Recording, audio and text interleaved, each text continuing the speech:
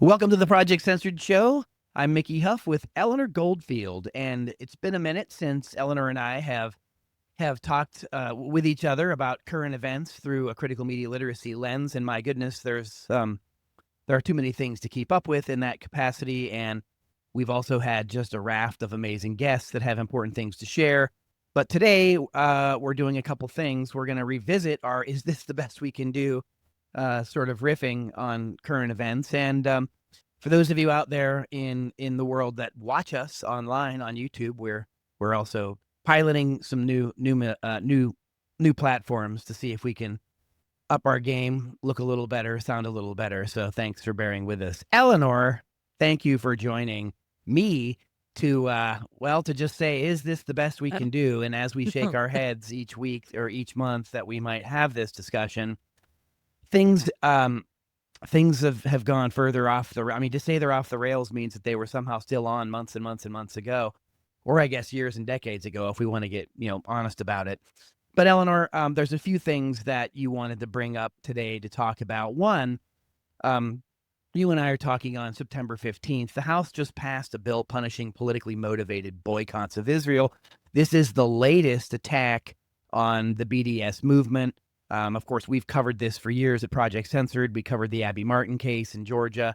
Again, and this is actually Representative Lauren Boebert that added an amendment to the Pentagon budget that targets protesters. So this is just yet again another sort of step notch, towards an authoritarian society.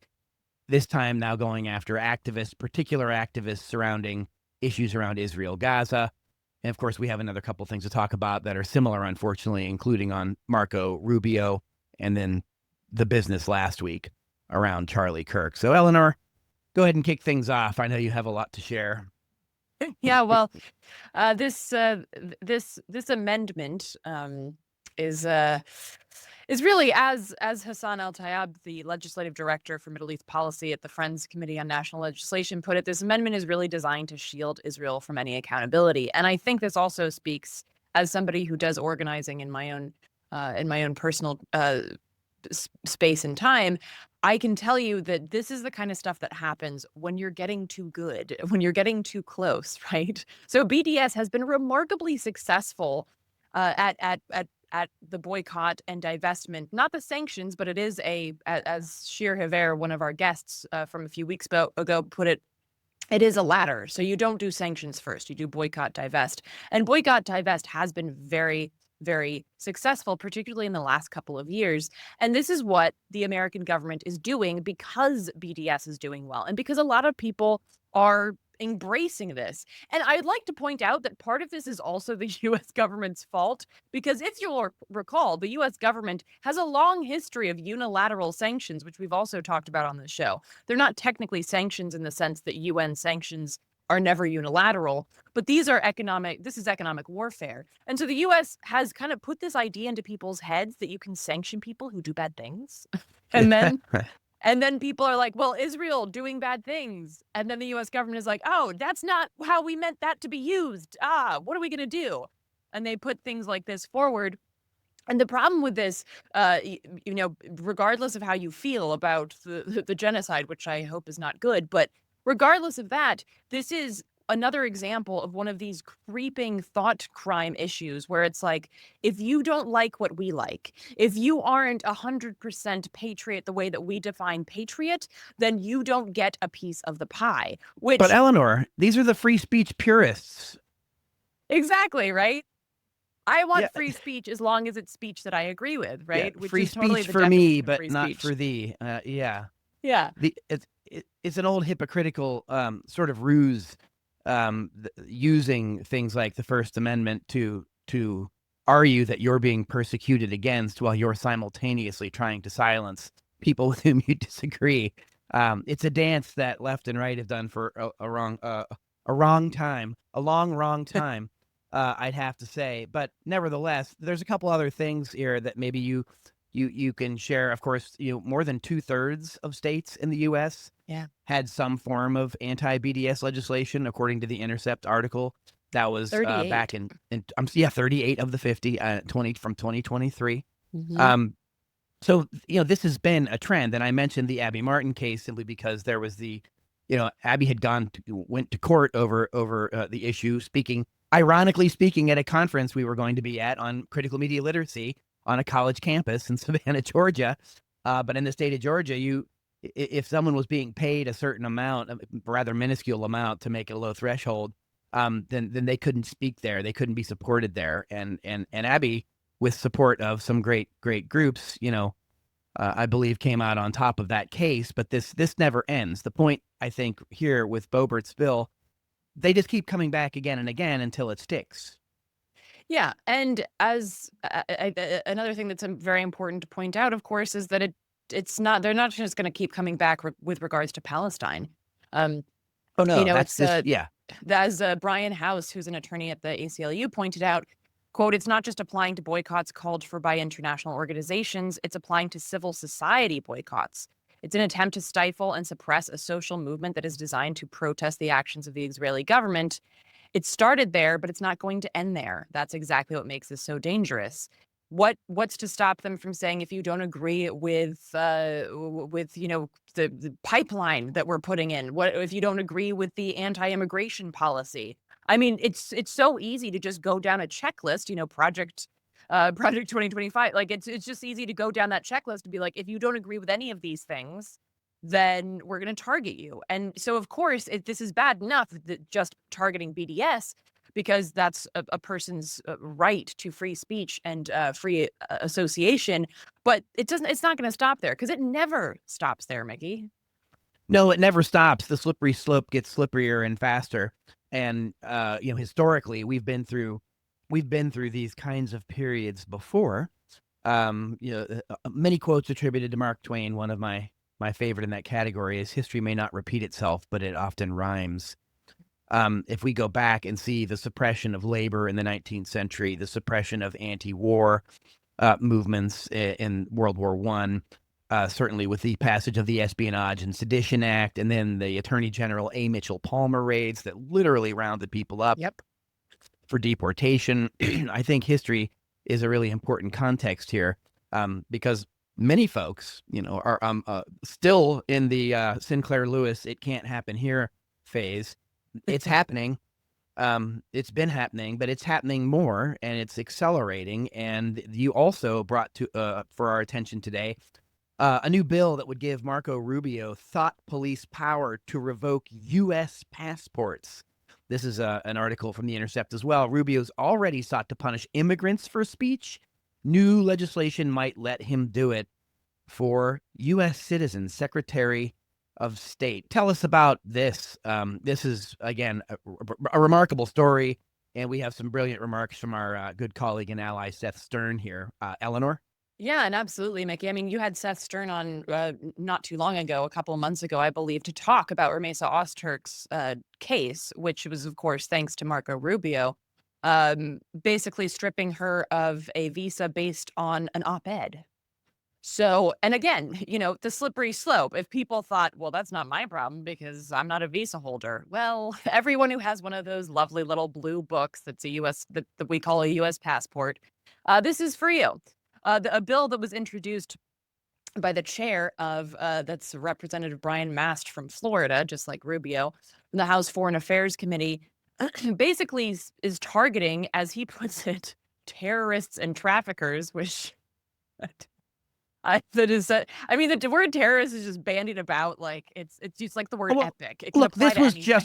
this was just on the heels of another year of 9/11. 24 years after Right. 9/11 and 6 weeks after 9/11/01, they gave us the USA Patriot Act, right? Yeah. That really just unveiled these draconian means by which to suppress dissent and assembly and speech and association. I mean, and the reason we decried it back then is because somehow we hoped it wouldn't happen, but suggested if we don't safeguard against these things, we'd be here where we are now. And here we are, Yeah. right? With Rubio claiming the power to designate people terrorist supporters based solely on what they think. Yes. Eleanor? Yeah, absolutely. And again, this goes back to, like you were saying, historically, what is the definition of a terrorist to the United States government, right? And it is just whatever they decide on that day, whatever color in your alarm sheet that you pick that day. And so this new bill by Mast, it claims to target these terrorists and traffickers, but it allows them to decide who that is, right? And this goes back to the bill that targets nonprofits, right? Material support for terrorism. What does that mean? It could mean whatever they decide that it means, right? And that's the problem when you have bills that are set up in this very vague way. I'm thinking of another one, IRA, the International Holocaust Remembrance Alliance's definition of anti-Semitism. If you read it, it's vague and at times actually contradictory. And that's done on purpose. The way that it's used, of course, at least one author said that it was never meant to be used in this way. But the way that it's being used is intentional. They want it to be vague because then they can massage it for kind of whatever they want. They can go after somebody who wrote an op-ed. They can go after, a US citizen for thinking that Israel is an apartheid state, right? It is vague on purpose, and that's what makes it so easy to massage it. And as we see here, ramp it up to not just go after people whose place in this country is very tenuous based on, paperwork, but people who think that it's not, US passport holders. Look, this is, if you further in the article, and again, invoking more recent past, the reference to material support is very disturbing, of course, to First Amendment advocates, because it says, quote, the government can misuse statutes criminalizing material support for terrorists, first passed after the 1996 Oklahoma City federal building bombing, which were toughened after the 9/11 attacks to punish speech, which is what I was just alluding to not long ago. The article goes on to say that the Supreme Court ruled in 2010 that even offering advice about international law to designated terror groups could be classified as material support. Are you still thinking pure thoughts, Eleanor, or will we have to have someone visit? Please don't put the scanner on my head right now. Let me think about tomatoes for a second. But Yes. I mean, and this is, and that's the point. Like, we've talked about this on the show before, right? These, things like the ADL and APAC, the Anti-Defamation League and APAC, who really do create these blacklists to go after people. And they say literally the ADL suggested in a letter last year that Students for Justice in Palestine, which is a campus organization, was providing, quote, material support for Hamas through just being activists for Palestine. So when you have these people suggesting that, the same people conflating anti-Semitism with anti-Zionism, then and this is what ends up on the tables of our members of Congress and the halls of the mighty. I mean, these are the kind of conflations that at first sound absurd, but then you realize, oh, they're taking this seriously. And they are literally saying that somebody holding a keffiyeh or a Palestinian flag can be made to be material support for Hamas, which is just absolutely absurd, especially when you point out that there are a lot of members of Congress that go around waving Israeli flags. What does that look like when the largest organizations, including the UN, have called what Israel is doing as genocide? Should you be deported because you are doing material support for a genocidal regime? I mean, and so I want to point out that this isn't just about what I agree with. I don't think people should be deported based on what they think at all. Yeah, well, imagine, don't forget the Ukrainian flags. Everybody had to Yes. switch to the Ukrainian flag there for a long, long time. By the way, not to make light of anything happening in any of these parts of the world, but it's the performative, on purpose, divisive weaponization of these things in the so-called homeland, which feels like it's getting a lot more homelandy every day. If you want to invoke some historical context for that term. Fatherland-esque. Yeah, the Vaterland, yeah. I don't know. I think that what we're seeing too, and we've talked about this before, when you have the checks and balances of our federal government checkmated and imbalanced, the degree to which they now are, these kind of things are just getting rammed through. For instance, Boebert's amendment was to a Pentagon budget bill. Like, what's the chances of that not passing? Yeah, exactly. And it also speaks to this really long-standing habit of slipping these things in. and you'll read that something passed on New Year's Day or something. Oh, the new budget bill passed, and you're like, okay, whatever. But slipped in there is like an NDAA or something, Yeah, something always, that's yeah, always. exactly. And Eleanor, we live in the United States of distraction, the book title, right? We still are. And part of this whole business has been the fire hose of mis and disinformation, the constant, if not the constant creation of some kind of spectacle event. Something will happen that is then catapulted into spectacle status by the media and by the PR machines and by the lobbies for particular industries. I mean, and we saw the terrible shooting last week in Colorado of 3 students that seemingly that's such a background noise issue in American society that another shooting on a college campus took precedent, and now that particular shooting of Charlie Kirk, again, another horrible thing that shouldn't happen to anybody.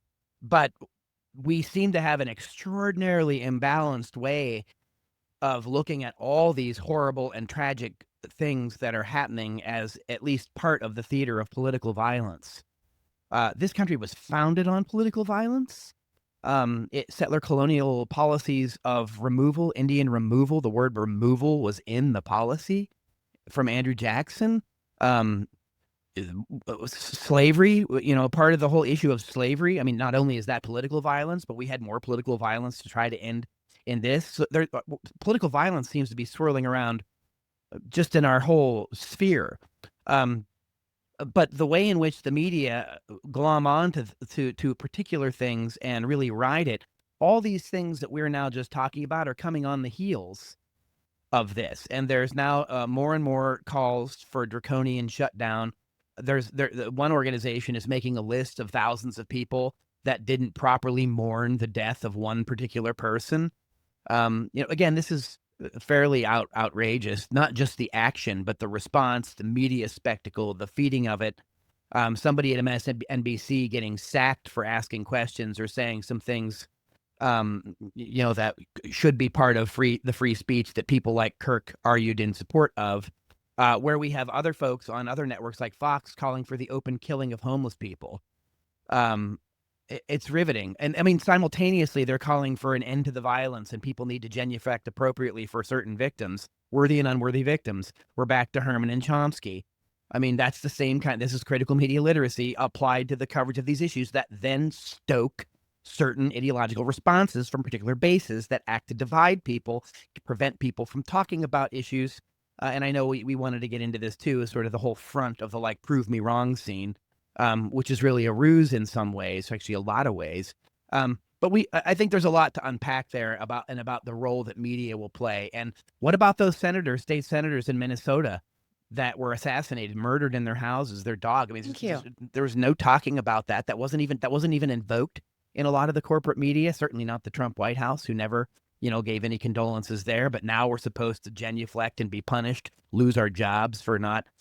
I mean, again, a horrible thing that happened to Kirk and his family. I think it's an awful thing to happen to anyone anywhere, but it happens to lots of people everywhere every day. Gaza is a classic example of not just the shooting of journalists and doctors, but women and children and tens of thousands. And now there are some studies coming out very early here of people getting in that are suggesting that the death toll is staggeringly higher than that. And so political violence is here. And Eleanor, it's always good to join you and have discussion about some events of the day and to talk about them through a critical media lens, with our sometimes sardonic sort of umbrella of is this the best we can do? Because I know that there are better angels among us. But the media often don't seem to shine the light in that direction. And we have a lot of the negative bias in media. We also have a lot of negative things happening in our society. So they seem to feed each other, right? And I don't think that's going to be getting better at places like CBS. So we mentioned in passing shows about what was happening with Paramount, the parent company, Skydance, the company run by Larry Ellison, Oracle's son, right? And then the bringing in of Barry Weiss from Free Press. I talked to Nolan Higdon about this, and now, of course, there's even more. But wait, there's more. Eleanor, tell us about the best we can do at CBS. Oh yeah, Mickey. It's just, and I want to just say one thing about the whole Kirk thing, because I think it's important to recognize. I see a lot of this online of like that this isn't who we are, this isn't the U.S. And I get that there's some distinction that people want to make that like we might not feel that this is how we should deal with things. But the US has always felt that this is how we deal with things, right? As you pointed out, Mickey, this is a country founded on genocide and slavery. Like political violence is a part of this nation state's DNA if we're talking about nation states having some. So I think it's important to recognize the historical context, right? Like literally the guy who shot him said to the police, I just didn't like him. Like we live in a country where not liking someone, it seems like it's an okay response to then kill them.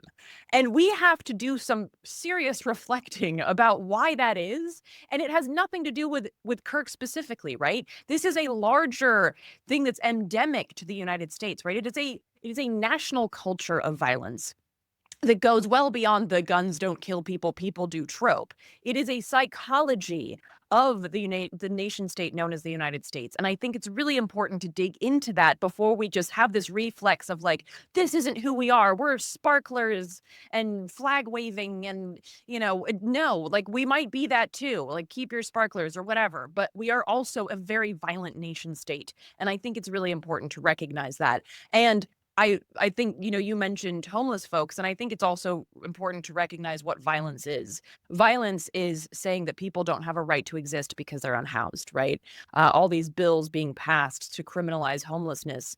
We don't care where you sleep, if you survive, just don't do it where I can see you. That is political violence. So I think that it's important to recognize that. And with that, of course, comes the media and how they talk about these things, if they talk about these things, right? When was the last time you heard a newscast or an article in corporate media humanize the unhoused? So CBS has hired Ken Weinstein as an ombudsman to review its news coverage for bias. And I have to laugh, Mickey, because it's just so absurd and sad that if I didn't, I'd just start crying.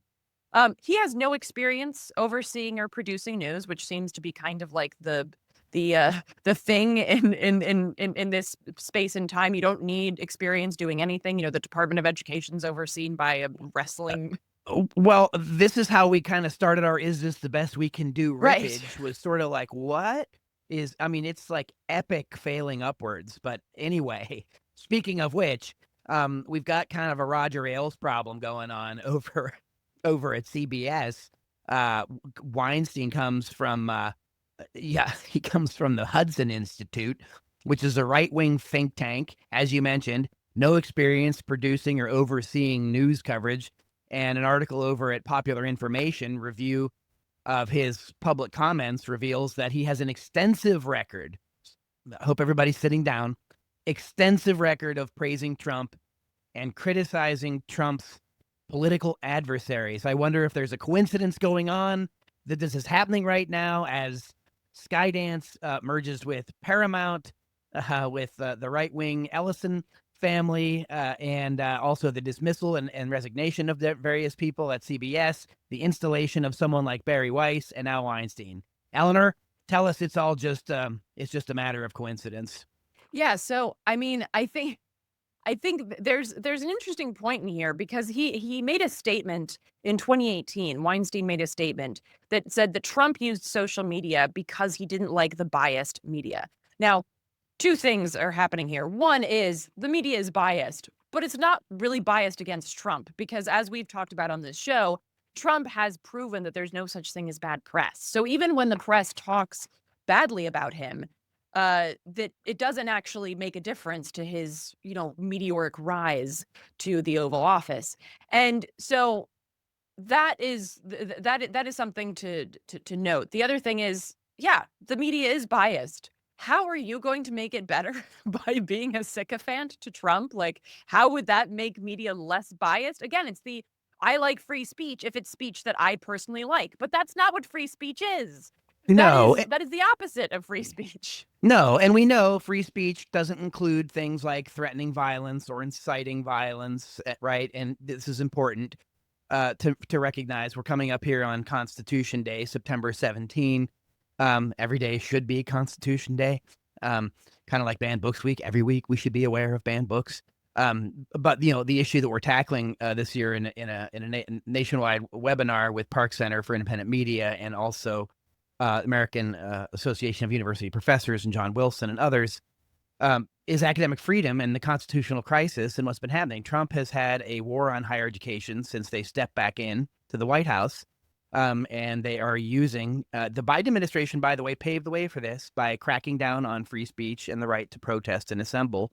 And that sort of juggernaut is continuing. And when you have people like Weinstein and Weiss taking over the helm over at CBS, that's going to framing. We talk about framing, right? We're going to see more and more framing and otherizing of people that live in this country that don't have, quote, the right ideas as outlined and sort of ordained from the administration. You know, it's an old trope to say I had to go outside the media because the media was against me. I feel like I'm Richard Nixon right now. And I feel, you know, like fortunately they had a great speechwriter in William Safire who put the words nattering nabobs of negativism into Vice President Spiro Agnew's mouth when he was decrying the liberal bias of the media against I am not a crook, Dick Nixon. I mean, so it's an old trope that when the media do things that they like, they praise it. When the media do things they don't like, they're the enemy of the American people and they're fake news. It's an old tactic, the shooting of the messenger. And we don't just do it metaphorically. We're doing it in the ICE raids. We're shooting journalists in Los Angeles. This isn't just stuff that's happening in Gaza. This is stuff that's now happening here. I'm not saying anywhere near to the same extent. That's not the point I'm making. What I'm making is oftentimes our belligerent foreign policy tends to come on home and sort of recycle itself in various intolerant ways. And that, of course, is also part of this is political violence. The suppression of speech and the right to assemble is another form of state political violence. And we also then have reactionary elements in the public. And even though things are still unfolding, it's remarkable to see how many people on the right are screaming about the Democrats murdering people and the violent tendencies of the left when all social science studies show that most of the violence comes from right-wing sources, right? I'm not saying it never happens the other way, but before we even know about what's happening in the Kirk setting, they're calling for all kinds of crackdowns and things against the left. Trump saying we need to go out and roust all the leftist organizations.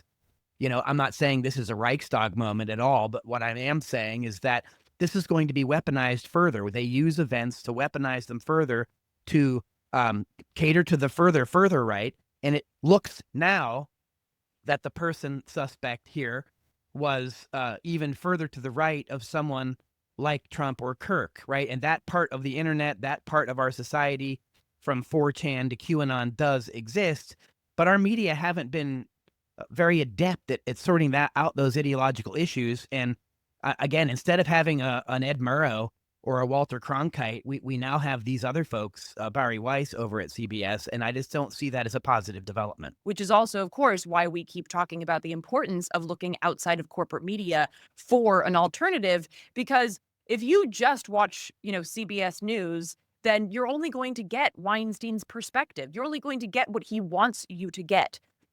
And again, this is not an independent media. An independent media is not a stenographer for the State Department. It is not just telling you things that they want you to hear. It is hearing things that the government doesn't want you to hear. That's the whole point of a free press, is a press that is an adversarial press that goes against what the government wants or what the government thinks when it's necessary. It doesn't mean they can never agree with what the government does, but it means it doesn't do so by default. Eleanor, the other issue, too, is the way in which the right is further weaponizing the free speech protection in this case.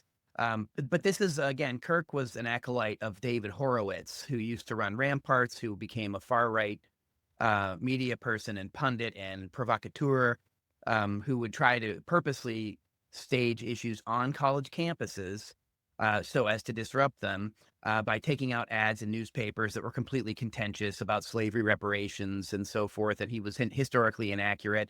And when newspapers wouldn't accept the ads, they were run by students and they don't have to accept ads, particularly these kinds of ones. He then claimed they were being censored, and then he wrote a book all about it. So he created the problem, wrote about how he was being mistreated, even though he was heavily bankrolled and everything else. And then he started a campaign against the 101 most dangerous academics in America in a book, which was also another ruse. And unfortunately, Kirk and Turning Point, they just picked up where Horowitz was leaving off.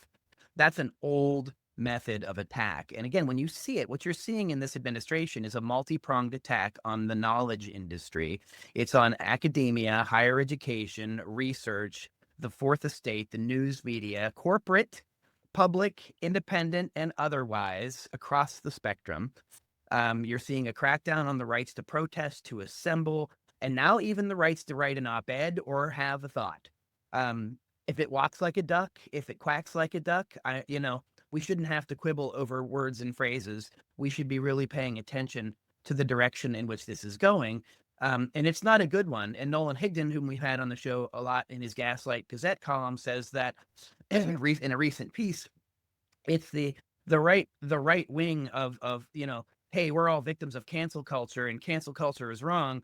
Well, just take a look at the list of people. We had mentioned a couple before, but Nolan has chronicled them here. MSNBC fired senior political analyst Matthew Dowd for asking whether hateful rhetoric contributes to violence. Reporter A.G. Gankarski was suspended for asking Representative Randy Fine if Kirk's shooting made him reconsider support for campus concealed carry policies. Another community college fired someone for celebrating online about these things happening, which is grotesque, but it's still First Amendment protection.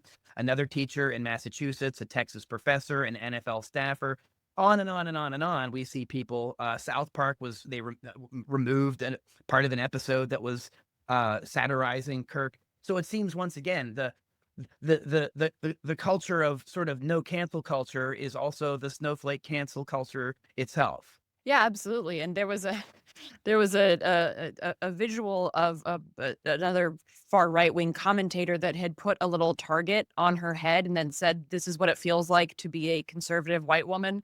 And then somebody commented, "I like that because you put that there yourself, and it's not real." And I mean, it's true. And here's what happens is that they co-opt language, right? Kind of like Kamala Harris co-opted the word joy. It's the idea that I'm being censored.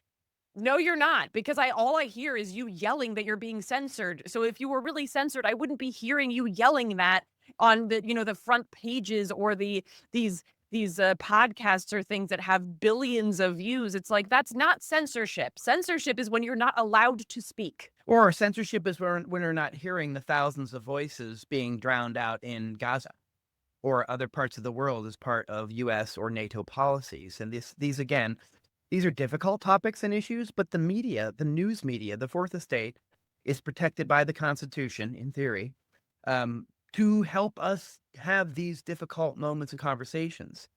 And instead, what we're seeing is more capitulation. And of course, the more and more we get consolidation of corporate ownership, the more we get these weird quid pro quo looking deals between Skydance and Paramount right after CBS settles a lawsuit they easily could have won against the Trump administration. Again, this is in my view, as someone that supports the First Amendment and the rights of free speech of people, particularly for whom I disagree. I think that this is the wrong direction. And I think that we need to use a critical media literacy lens to really help media understand the power they have and to use it in the public interest, not to further divide people, to curry favor with the current administration. And we've talked about this before, and we'll be talking about it in the future. But the freepress.net group, the pro public advocacy or public media advocacy organization they also have created a new media ownership portion of their website. And they also have something called a media capitulation index, which is cataloging how the media is further and further getting into lockstep with a particular administration, from the billionaire tech class down to the legacy press itself.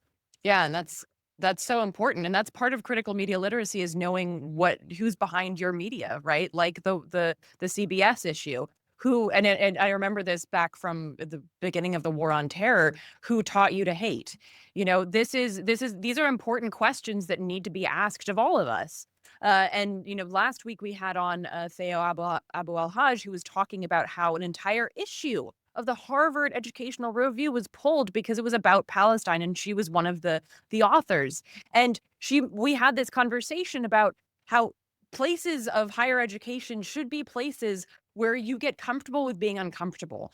The idea of a legitimate political debate, right? Not one that is done in bad faith and is just there to do these gotcha and these viral videos of making, students look dumb, but actual legitimate ones that are done in good faith are about getting uncomfortable and about having to talk to someone about why you believe what you believe and who put that thought there, right? Why do you think that fill in the blank, unhoused people aren't people? Or why do you think that immigrants are stealing jobs? It should be like an actual conversation where your goal is not to come away going, ha ha, I got you. But your goal is to come away saying, perhaps I learned something, perhaps they learned something that was good. Like, that is the whole point of these conversations. And I believe, Mickey, you co-authored a book about this specific topic. But yeah. Interestingly enough, Eleanor, Nolan Higdon and I did write a book called Let's Agree to Disagree. That's not about being a doormat or operating in bad faith. It's about the exact opposite.